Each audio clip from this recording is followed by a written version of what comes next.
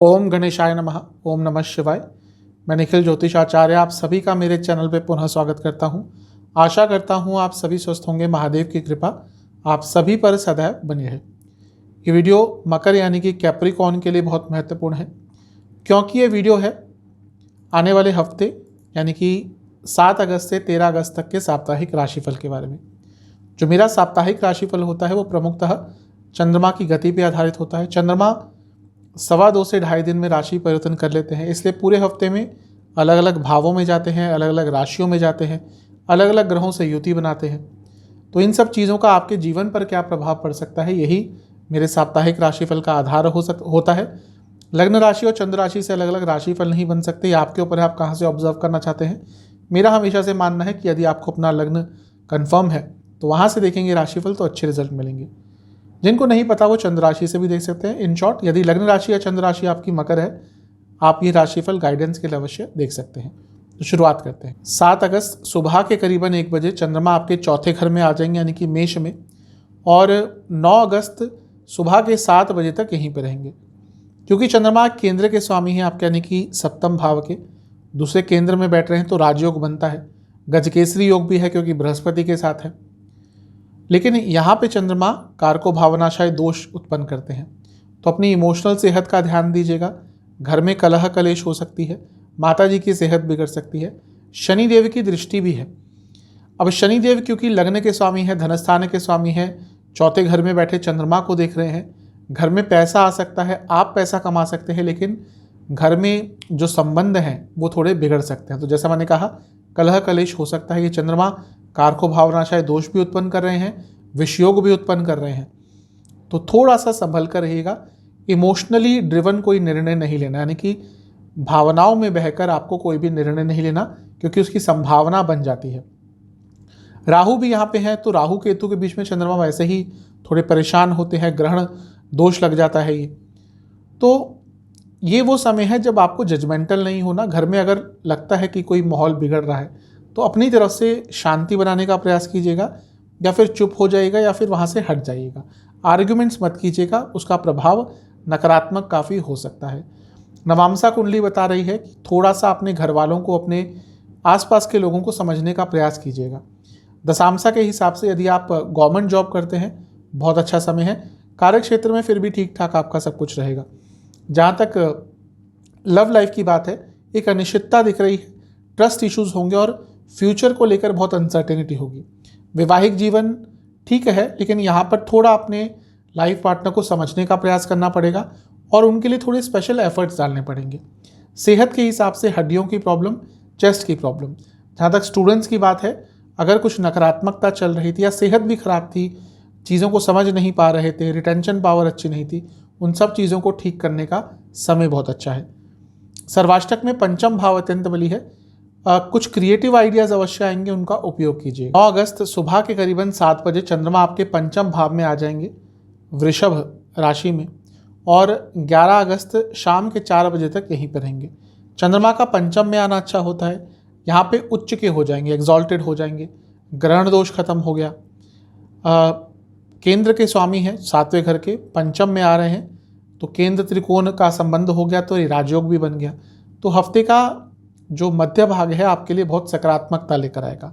उच्च के चंद्रमा का प्रभाव रहेगा, ये लक्ष्मी योग बनाता है, ये धन योग बनाता है। यहाँ के चंद्रमा लाभ स्थान को देखेंगे, यानी कि लाभ प्राप्त हो सकता है, इच्छाएं पूरी हो सकती हैं। तो जो हफ्ते का मध्य भाग है आपके लिए, आपके परिवार के लिए, आपके जीवन के लिए सकारात्मकता लेके आ रहा है, वृद्धि लेकर आ रहा है। और जैसा मैंने कहा, कोई ऐसी इच्छा जिसके बारे में आपने विचार करना भी बंद कर दिया था, उसके संदर्भ में कुछ अच्छा हो सकता है। तो बहुत अच्छा समय है, इसका लाभ उठाइएगा।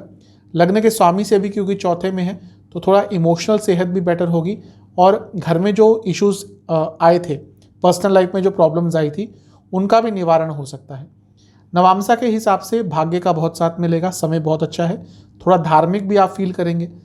दशामसा कुंडली बता रही है कि अगर एडमिनिस्ट्रेशन से जुड़ा कुछ कार्य करते हैं लाभ होगा, लिखा पढ़ी का कार्य है लाभ होगा, लेकिन थोड़ा ऑर्गेनाइज रहिएगा। लव लाइफ के हिसाब से एक ही चीज़ कहूँगा कि थोड़ा सा अपने पार्टनर को समझना है, उनके साथ समय व्यतीत करना है।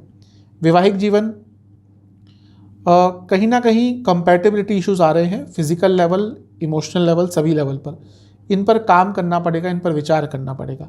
सेहत के हिसाब से चेस्ट की प्रॉब्लम तंग करेगी, गले की प्रॉब्लम तंग करेगी। जहाँ तक स्टूडेंट्स की बात है, बहुत शुभ समय है।